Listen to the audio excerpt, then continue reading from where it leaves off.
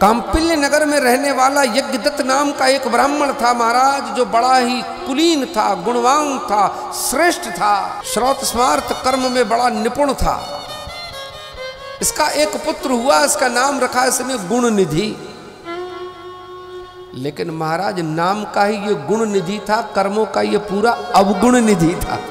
कोई ऐसा अवगुण नहीं जो उसके पास ना हो।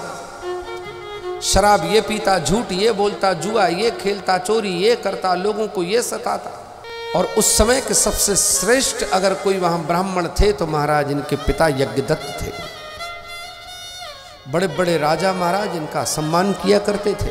और जब जब भी यज्ञदत्त अपने पत्नी से पूछे गुणनिधि के बारे में तो महाराज ये तो स्कूल जाता नहीं था। स्कूल के बहाने से घर से निकले महाराज और चला जाए यहाँ वहाँ, अनर्गल कार्य करता था। अपने मित्र के यहाँ पढ़ाई करने गया है, इसकी परीक्षाएं होने वाली हैं, मेरा बेटा खूब पढ़ाई कर रहा है, मेरा बेटा खूब तैयारी कर रहा है। बार बार झूठ बोलती, पिता बार बार पूछते। एक दिन इसके पिता ने देख लिया कि जो मुझे राजा के द्वारा अंगूठी मिली थी वो अंगूठी किसी दूसरे व्यक्ति के हाथ में है। तो यज्ञदत्त शर्मा ने पूछ लिया कि ये अंगूठी तुम्हें मिली कहां से? क्यों? क्योंकि इसमें राजसी चिन्ह बना हुआ है, ये आम हर आदमी नहीं पहन सकता इस अंगूठी को। ये राजा के द्वारा तो मुझे मिली गई है इनाम में, उन्होंने मुझे दी है प्रणाम करके। ये अंगूठी तुम्हारे पास कहां से आ गई? तो उस व्यक्ति ने कहा कि पंडित जी तुम्हें पता नहीं है क्या? क्या क्या? अरे तुम्हारा बेटा जुआ खेलता है, तुम्हारा बेटा ही इस अंगूठी को हार के गया हमारे पास। अच्छा, मेरा बेटा जुआ खेलता है? कहा हाँ महाराज। आप जुआ की बात कर रहे? पंडित जी आपका बेटा शराब भी पीता है, आपका बेटा धूम्रपान भी करता है, आपका बेटा गुटखा खाता है, आपका बेटा न जाने कौन कौन से ऐसे कर्म है जो नहीं करता है, आपको पता नहीं है।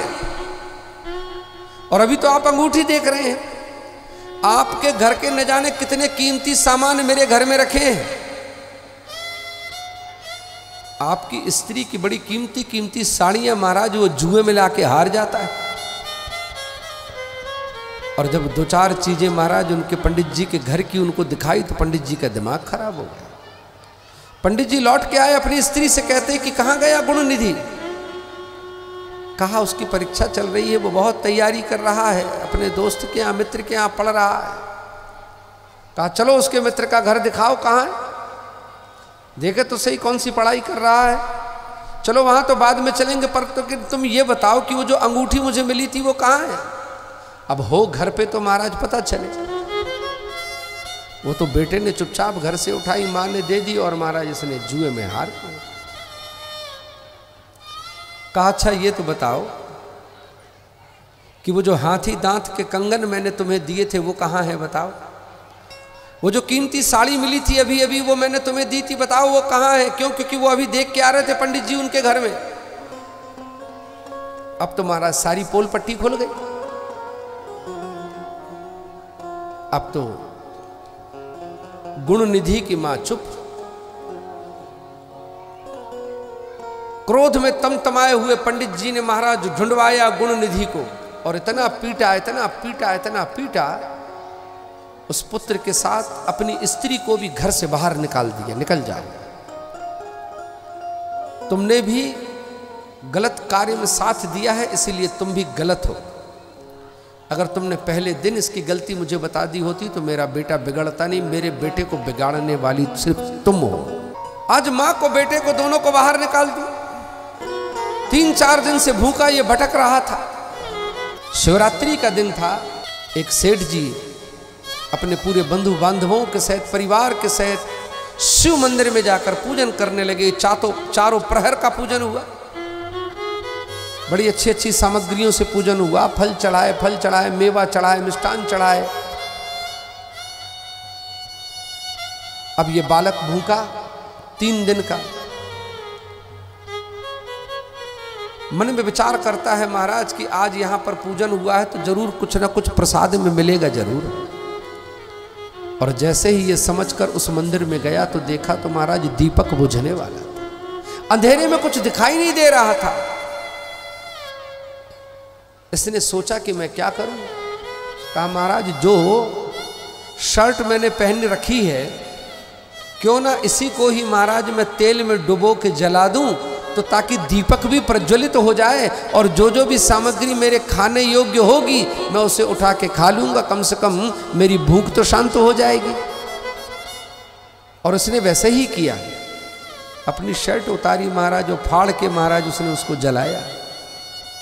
उसी चिंदी से लेकर उसने उस दीपक को प्रज्वलित किया और उसने उठाकर महाराज वहाँ से कुछ फल फूल और विचार किया कि मंदिर से बाहर जाके खाना चाहिए। जैसे ही हड़बड़ाहट में उठा, इसका पैर टकरा गया और वहाँ पे बंधु बांधव सब भगवान का भजन करके सो रहे थे। एक व्यक्ति से जैसे ही पैर टकराया महाराज उसने रात्रि में चिल्लाना प्रारंभ कर दिया, चोर चोर चोर चोर। किसी ने देखा सुना समझा तो नहीं महाराज, सबने मिलकर इसको इतना मारा इतना मारा इतना मारा महाराज इसका प्राणांत हो गया। 3 दिन से भूखा था, शिवरात्रि का दिन था और 8वां पहर समाप्त हो रहा था। ब्रह्म मुहूर्त में महाराज इसके प्राण छूट गए। जैसे ही प्राण छूट गए यम के दूत आए, क्योंकि महाराज इसके कर्म तो बड़े खराब थे। जैसे ही यम के दूत से पकड़ के ले जाने लगे वहां पर भगवान भोलेनाथ के गण आ गए। भगवान भोलेनाथ के गणों ने यम के दूतों को बड़ा फटकारा और दिव्य विमान में ले जाकर महाराज शिवलोक में पहुंचा दिया। इसका अगला जन्म राजा के घर में हुआ।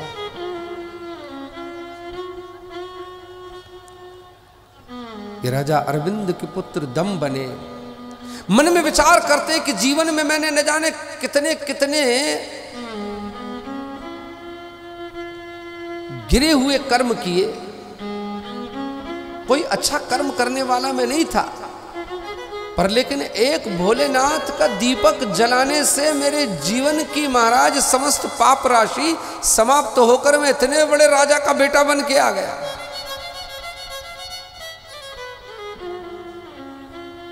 ये भोलेनाथ का बहुत बड़ा भक्त हो गया। और कालांतर में जब इनके पिता की मृत्यु हुई, जब ये गद्दी पर बैठे तो महाराज एक ही कार्य किया इन्होंने पूरे देश में पूरी पृथ्वी में इतने शिव मंदिर इतने शिव मंदिर इतने शिव मंदिर बनवाए और उन मंदिरों में एक आज्ञा दे दी कि मेरी पूरी प्रजा, मेरी पूरी जनता, मेरे पूरे रहने वाले नगर के नागरिक अगर शाम को भगवान भोलेनाथ के मंदिर में दीपक नहीं जलाएंगे तो राज्य से बाहर कर दूंगा मैं। इतने दीप प्रज्वलित करवाता महाराज ये भगवान भोलेनाथ प्रसन्न हो गए।